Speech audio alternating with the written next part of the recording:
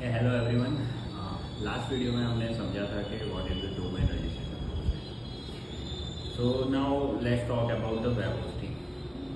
Web hosting basically क्या होता है कि कोई भी वेबसाइट अगर आप बनाते हो तो डोमेन रजिस्ट्रेशन जैसी रिक्वायर्ड चीज़ है, वैसे ही वेब होस्टिंग रिक्वायर्ड है। अगर आपको कोई वेबसाइट लाइव करना है या ईमेल सर्विसेज यूज़ करनी है या फिर डीएनएस सर्विस यूज़ करना है या फिर डेटाबेस सर्विस यूज़ करना है तो उसके लिए वेब होस्टिंग रिक्वायर्ड होता है।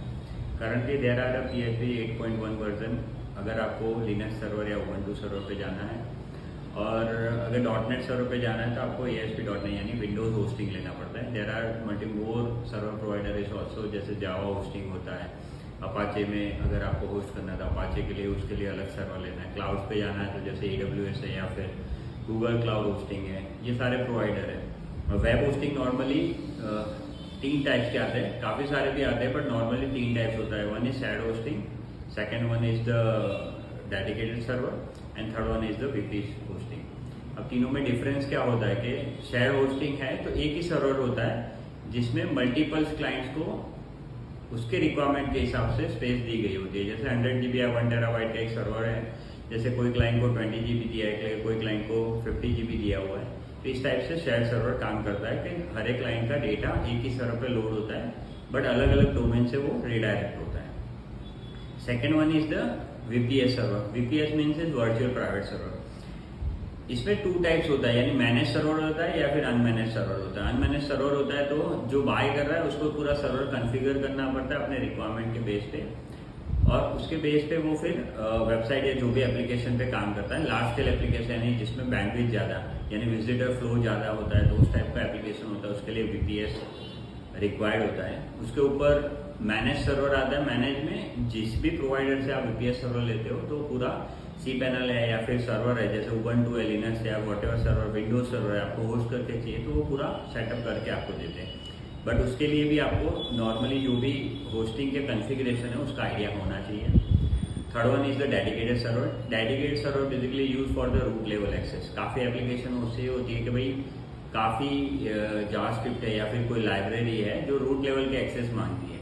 नॉर्मली आप उस साइट पे आप कोई भी साइट रन करोगे उस सर्वर पे तो रन नहीं होगी, तो रूट लेवल एक्सेस से काफ़ी कॉन्फ़िगरेशन मैनेज करने पड़ते हैं तब जाके वो साइट काम करती है।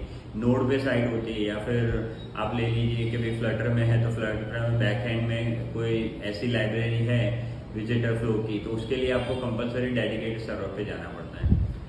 अब मेन चीज़ है AWS and cloud server, Google cloud. अब ये दोनों प्लेटफॉर्म ऐसे है कि स्टैंड एलोन एप्लीकेशन, जैसे आपको किसी से भी अपना डेटा शेयर नहीं करना है बट आपको ये कॉस्ट भी नहीं सेट करनी है कि आपके यहाँ खुद के प्रीमाइसेस में एक सर्वर आप सेट करने जाओगे तो इट विल बी कॉस्ट, काफ़ी सारी कॉस्ट हो सकती है। तो उसके लिए ऑल्टरनेट है या AWS या गूगल क्लाउड पे ले सकते हो।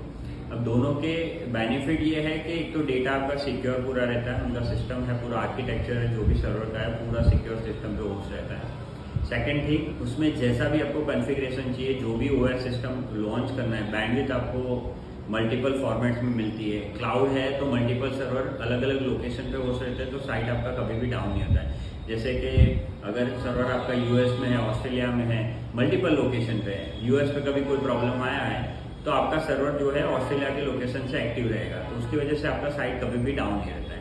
बट माइनस पॉइंट ये है कि कॉस्टली रहता है। जैसे जैसे आप जैसे सर्वर स्टोरेज इतना कॉस्टली नहीं है क्लाउड सर्वर में, बट आप ले लीजिए कि DNS सर्विसेज है या फिर बैंडविड्थ सर्विसेज है या फिर डेटाबेस सर्विसेज है, तो इस टाइप का कोई भी सर्विसेज आप बाय करते हो तो डिपेंड ऑन प्रो रेटा वो लोग चार्ज करते हैं आपको। तो इसके अंदर पूरा जो भी चार्जिंग सिस्टम है वो मंथली बेसिस पे चार्जिंग सिस्टम, जैसा आपका साइट यूज करेगा, आपका एप्लीकेशन जैसे यूज करेगा उस हिसाब से ये लोग चार्ज करते हैं। So there are multiple other option is also there for the web hosting.